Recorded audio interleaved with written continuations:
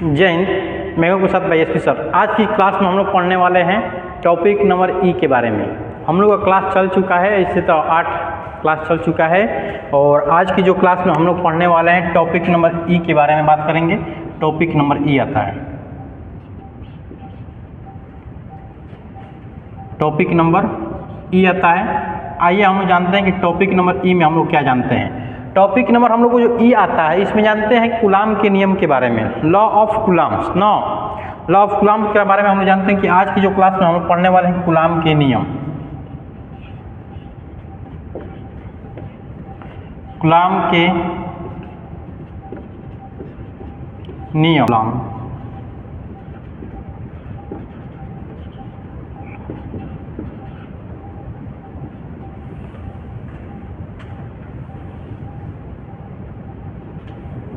चलिए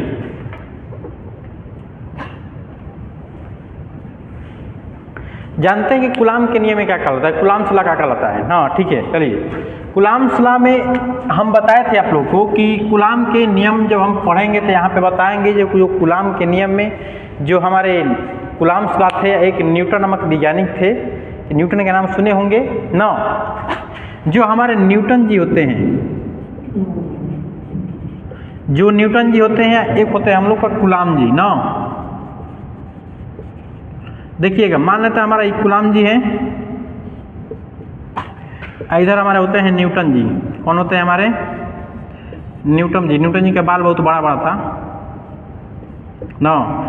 अब coulomb Newton जी सबसे पहले हम लोग को खोज कर चुके थे, बताए थे कि जो मतलब कि न्यूटन जी खोज किए थे कि F बराबर G into M1 into M2 upon R² खोज किए थे। फोर्स, ग्रेविटेशनल फोर्स खोजे थे यहाँ पे। उसी के हम कूलाम के जो नियम थे, कूलाम जी थे, अभी क्या करते हैं कि इनके नियमों को क्या करते हैं कि चुराते हैं। चुराते नहीं हैं, यही बताते हैं कि मतलब कि इन्होंने बताए थे कि बहुत बड़े बड़े पदार्थों के बारे में बताए थे न्यूटन जी। जब ग्रेविटेशनल फोर्स पढ़ेंगे हम लोग, क्लास 11th का पाठ है ही, वहाँ पे जानते हैं। अब इन्होंने बताता है कि मतलब बड़े बड़े पदार्थ के बारे में, जबकि जो हमारे कूलाम जी हैं इन्होंने बताया मतलब कि चार्ज के बारे में बताते हैं। ये क्या के बारे में बताते हैं? चार्ज के बारे में। इन्होंने बताता है कि दो आवेशों के बीच क्या होता है।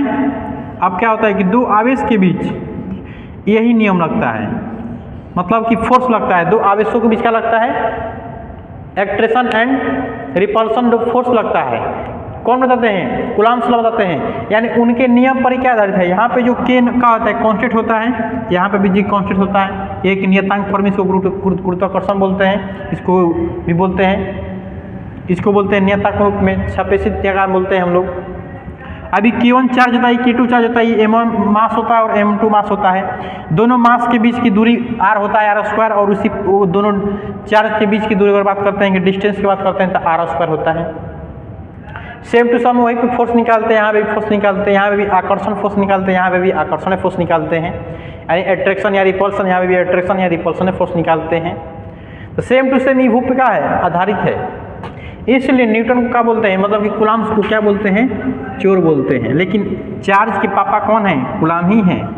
और चार्ज के अगर पिता की बात करते हैं तो कौन होते हैं? हमारे कूलाम ही होते हैं। लेकिन क्या बोलते हैं? चोर। मतलब यहाँ से बताएं आपको याद रखने के लिए, ठीक है। चलिए समझ लिए।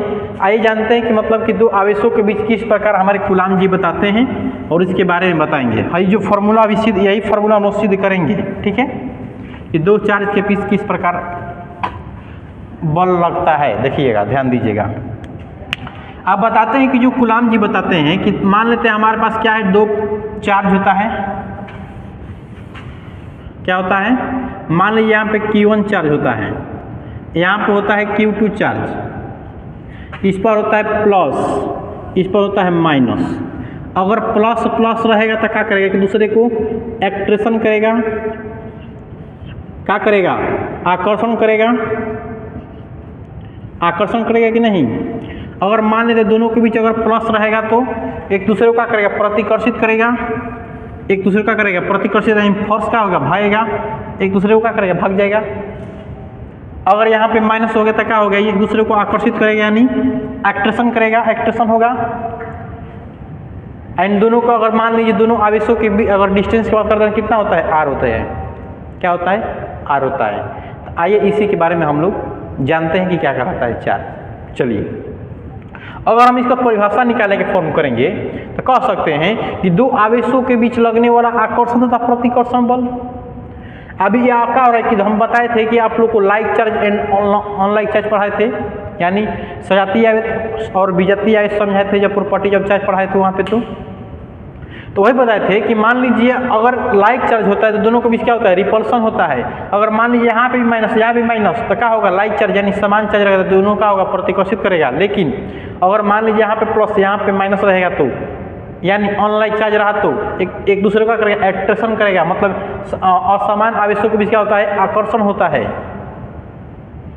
इसी के बारे में जानते हैं, मतलब कि यही नियम से निकलता है कि दो आवेशों के बीच लगने वाला आकर्षण तथा प्रतिकर्षण बल two object in charge attraction and repulsion, मतलब कि दो आवेशों के बीच लगने वाला आकर्षण तथा प्रतिकर्षण बल इन दोनों आवेशों के, मतलब दोनों आवेशों के गुणनफल के समानुपाती, यानी गुणनफल के क्या होगा, समानुपाती होगा। मान लेते हैं ए, मान लेते हैं चार्ज, इसको इस पर क्यू चार्ज होता है, इस पर होता है क्यू चार्ज 2 होता है, क्यू चार्ज 2, इसको बी मान लेते हैं, इसको ए मान लेते हैं ना, मतलब कि चार्ज माने हैं माइनस प्लस हो सकता है, उससे दिक्कत ना है। हो गया, ठीक है, ध्यान दीजिएगा ना। अब मतलब कि दोनों आवेशों के बीच लगने वाला आकर्षण तथा प्रतिकर्षण बल इन दोनों आवेशों के गुणनफल का क्या होता है, समानुपाती two charge into repulsion and attraction, repulsion and attraction हो रहा है। तो दोनों आवेशों के बीच के लगने वाला आकर्षण तथा गुरुत्वाकर्षण, दो आवेशों के बीच लगने वाला आकर्षण एंड प्रतिकर्षण बल इन दोनों आवेशों के गुणनफल के समानुपाती, यानी गुणनफल के समानुपाती तथा इन दोनों आवेशों के बीच के दूरी के वर्ग के भी कर्मानुपाती होता है। उसी को बोलते हैं कूलॉम्स लॉ, यानी इसी को बोलते हैं कूलॉम्स लॉ। आइए समझ में, आई होप लोगों को समझ में आया होगा कूलॉम्स लॉ क्या कहलाता है। तो लिख दें इसकी परिभाषा, बोलिए, तो लिख सकते हैं इसकी परिभाषा, इसे लिखेंगे हम लोग कि दो आवेशों के बीच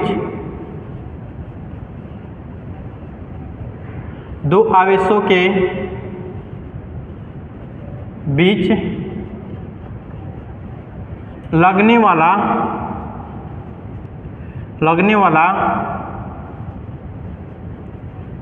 आकर्षण तथा,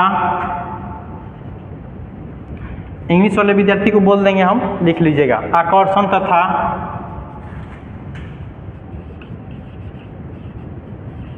प्रतिकर्षण बल, दो आवेशों के बीच लगने वाला आकर्षण तथा प्रतिकर्षण बल दोनों आवेशों के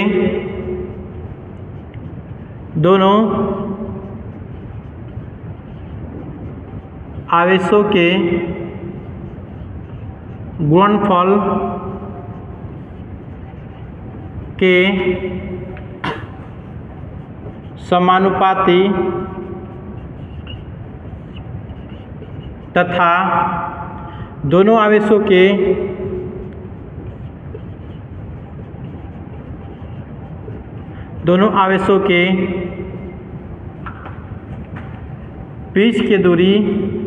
आवेशों के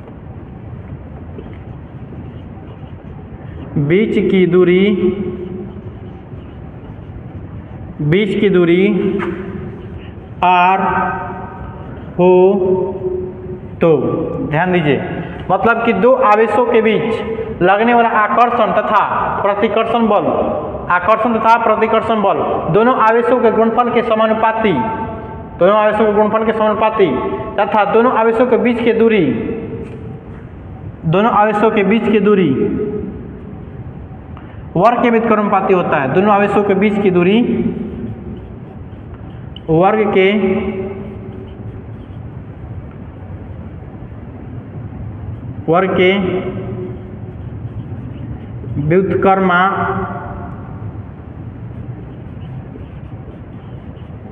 व्युत्क्रमानुपाती होता है।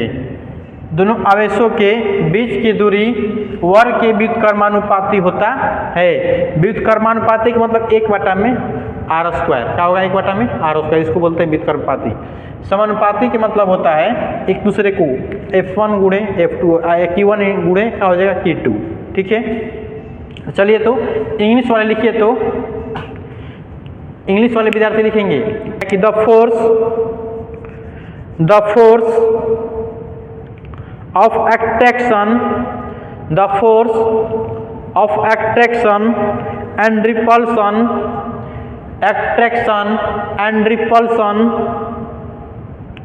between two ostensibly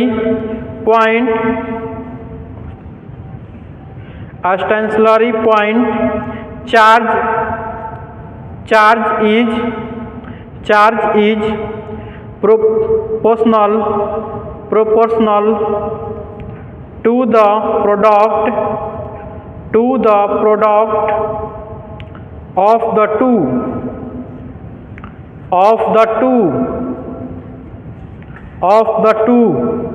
charge and inversely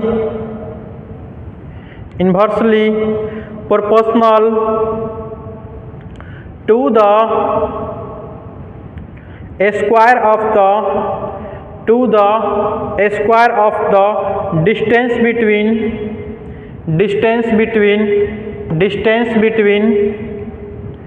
them.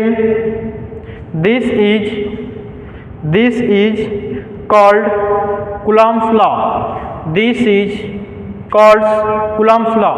मतलब व्युत्क्रमानुपाती को कूलाम का नियम कहलाता है। क्या लिख सकते हैं? व्युत्क्रमानुपाती को कूलाम का नियम कहते हैं।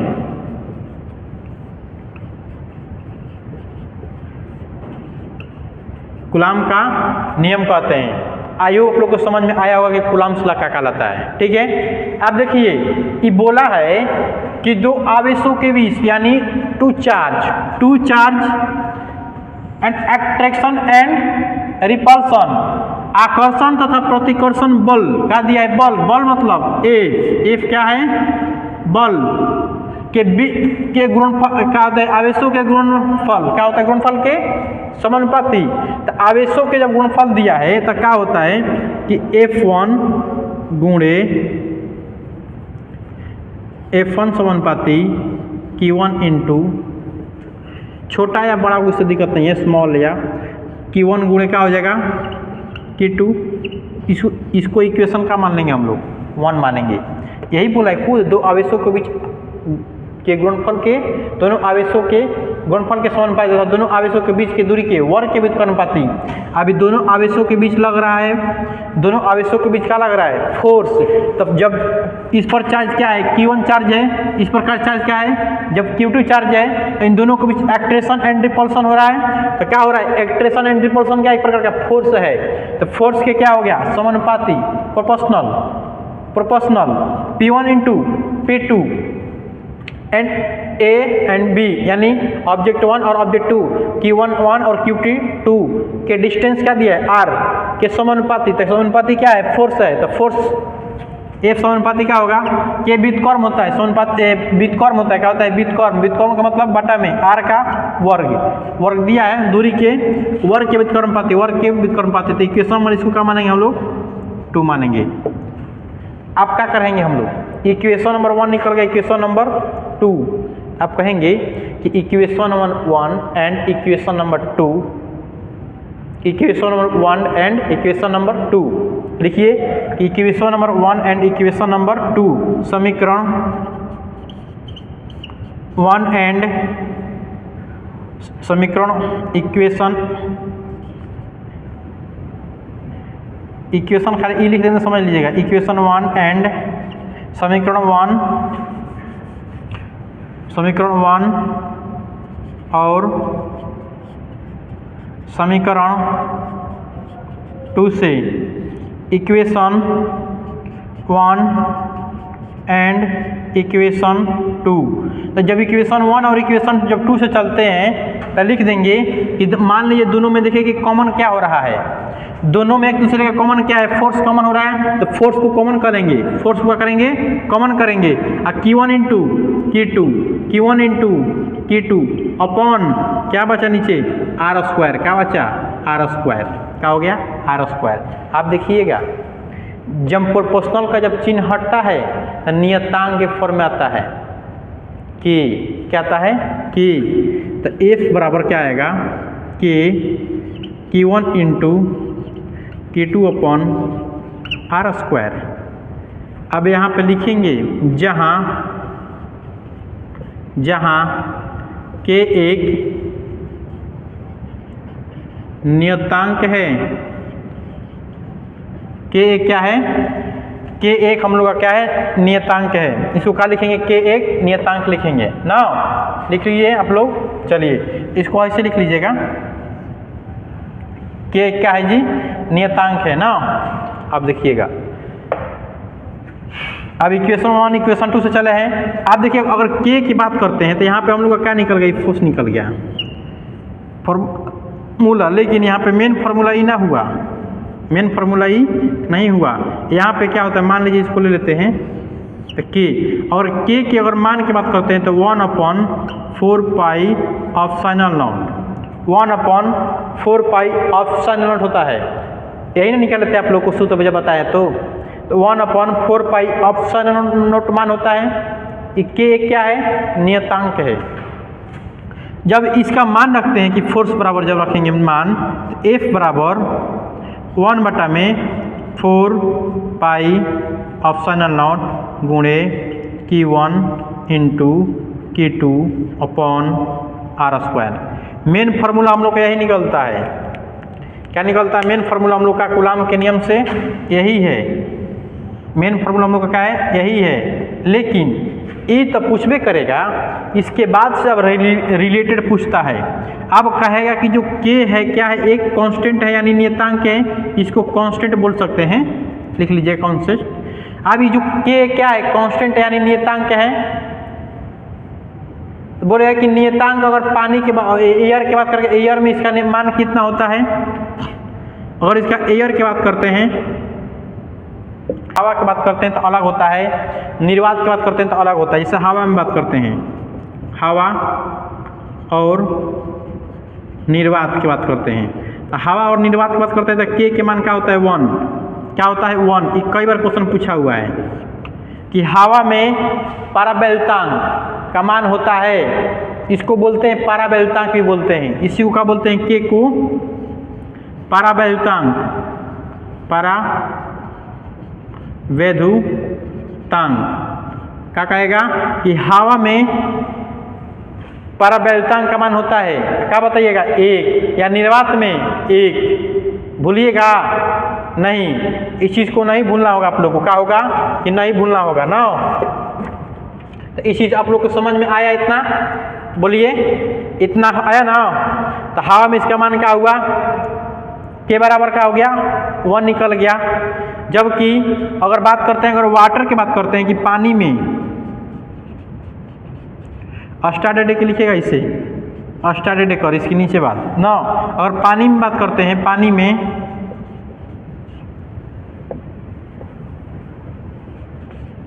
इसको लिखिएगा एयर, इसको वैक्यूम लिख लीजिएगा ना। और K की अगर बात करते हैं, पानी में अगर बात करते हैं K का अगर पानी की बात करते हैं तो 80 होता है, कितना होता है 80 या 81 भी देता है, या 81, अधिक मात्रा में हम लोग का 80 पूछा है। कौन पूछा है 80। देखिएगा जब आप लोग टेस्ट के पेपर डालेंगे तो देख लीजिएगा वहाँ पे कि K मतलब K एक नियतांक परावैद्युतांक नियतांक का मान होता है पानी का, कितना होता है 80 होता है ना। अगर दूसरा की बात करते हैं हम लोग कि कह देता है ना कि धातु में परावैद्युतांक क्या होता है, धातु की बात करते हैं क्या चीज़ में, धातु यानी मेटल, धातु यानी मेटल, धातु यानी अगर मेटल की बात करते हैं कि परावैद्युतांक का मान क्या होगा K का मान, तो इन्फिनिटी होता है यानी अनंत होता है, क्या होता है, अनंत होता है, इन्फिनिटिव होता है यानी अनंत होता है। पाराव्ययुतांक ये कई बार क्वेश्चन पूछा हुआ है, एकदम मोस्ट रिलेटेड क्वेश्चन है, VVI है, क्योंकि कई बार एग्जाम में ये क्वेश्चन पूछा हुआ है, ये कई बार एग्जाम में क्वेश्चन पूछा हुआ है। ठीक है, देखिएगा और अच्छा लगे वीडियो तो लाइक कमेंट शेयर तो जरूर करिए। चलिए, अगर आप लोग इतना अगर जान लिए तो इसको स्क्रीनशॉट लीजिए, हम आगे बढ़ते हैं थोड़ा। तो इसमें स्क्रीनशॉट लीजिए इसको, तो आगे बढ़ते हैं। आई होप लोग इसी शॉट ले लिए होंगे, हम आगे बढ़ते हैं। ठीक है, चलिएगा, देखिएगा।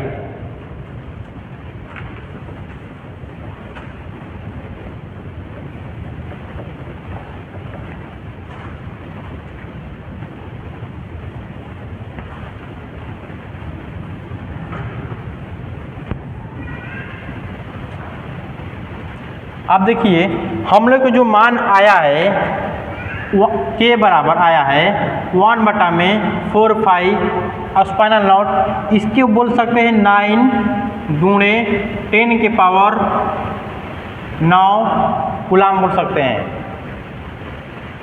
9 गुणे 10 के पावर 9 न्यूटन मीटर स्क्वायर पर कूलाम स्क्वायर होता है। 9 गुणे 10 के पावर 9 न्यूटन मीटर स्क्वायर पर कूलाम स्क्वायर होता है। कई बार क्वेश्चन पूछा हुआ है कि के बराबर माने इसका मान होता है, चाहे अगर लिखेंगे इसमें, अगर फॉर्मूला जब हम बनाएंगे, जब कुछ इस पर क्वेश्चन बनता है तो यहाँ पे इसका मान हम लोग कार्य रख देते हैं, यही रख देते हैं, क्या रख देते हैं, यही रख देते हैं, यानी F बराबर लिख देते हैं। F बराबर कि 9 गुणे 10 के पावर 9 क्या लिख देंगे, Q1 into Q2 upon R square, यही लिख देते हैं हम लोग जब हम लोग सूत्र लिखेंगे। यानी एक जब हम लोग सवाल बनवाते हैं तो क्वेश्चन पूछ देता है तो मान रखते हैं इसका मान। अब ये भी पूछ सकता है कि मात्रा क्या, अभी स्पाइनल नोट के और मान की बात करते हैं, स्पाइनल नोट क्या करते हैं, मान की बात करते हैं, ध्यान दीजिएगा। स्पाइनल नोट क्या कहलाता है, इसको बोलते हैं स्पाइनल नोट बोलते हैं, क्या बोलते हैं, स्पाइनल नोट बोलते हैं।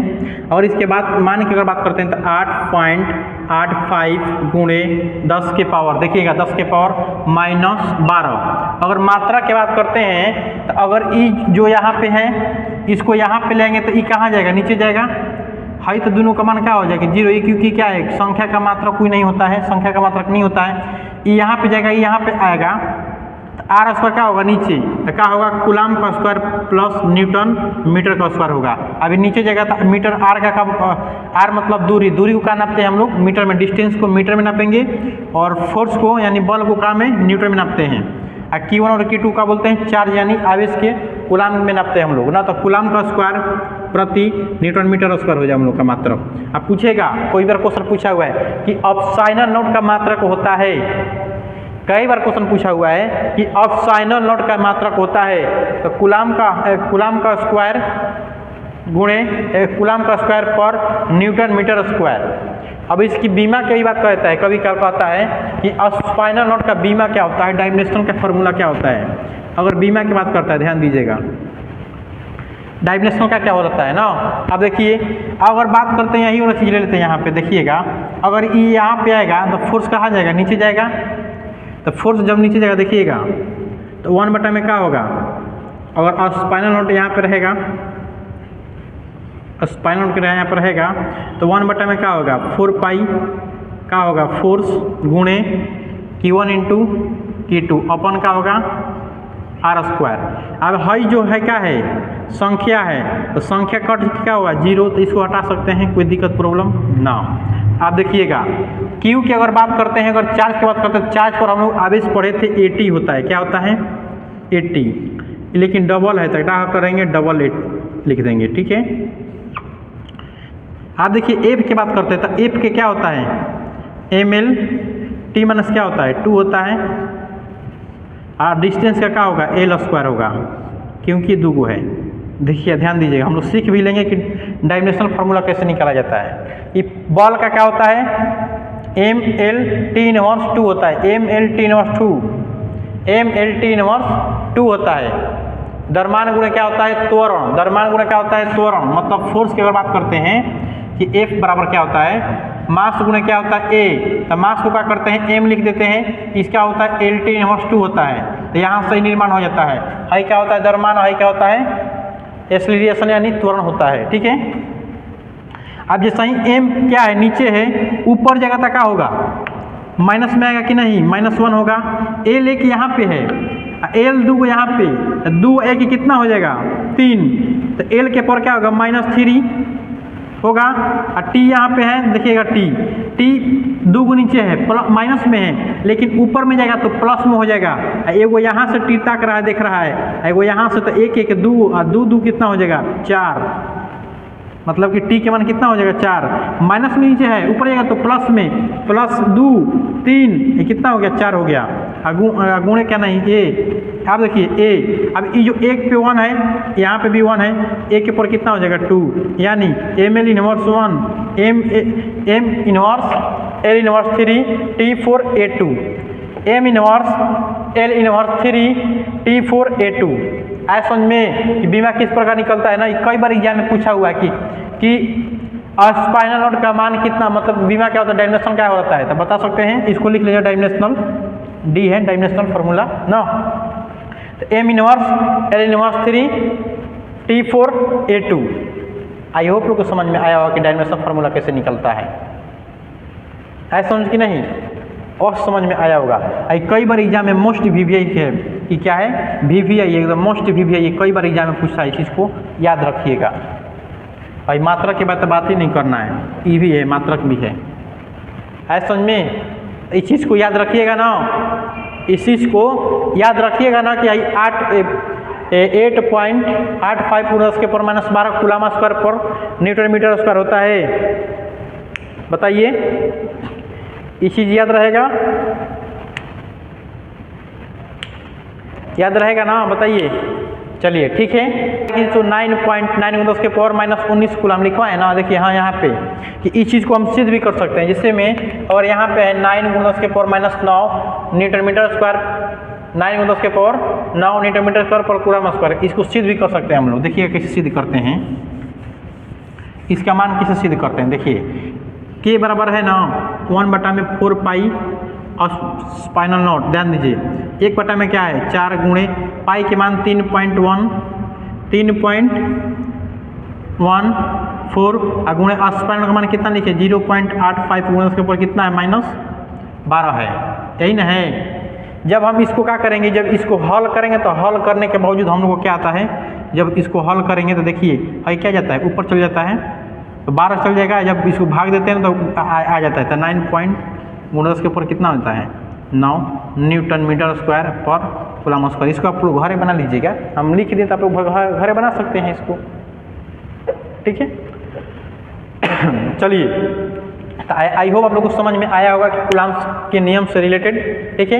और ऐसा ही वीडियो देखने के लिए जुड़ सकते हैं हमारे ग्लोबल साइंस स्टडी के साथ, ऐसा ही वीडियो देखने के लिए जुड़ सकते हैं हमारे चैनल के साथ। और अच्छा लगे वीडियो तो लाइक और शेयर जरूर करें, और कमेंट में जरूर बताएं कि आपको कैसा लगा क्लास, ठीक है। मिलते हैं अगले क्लास में।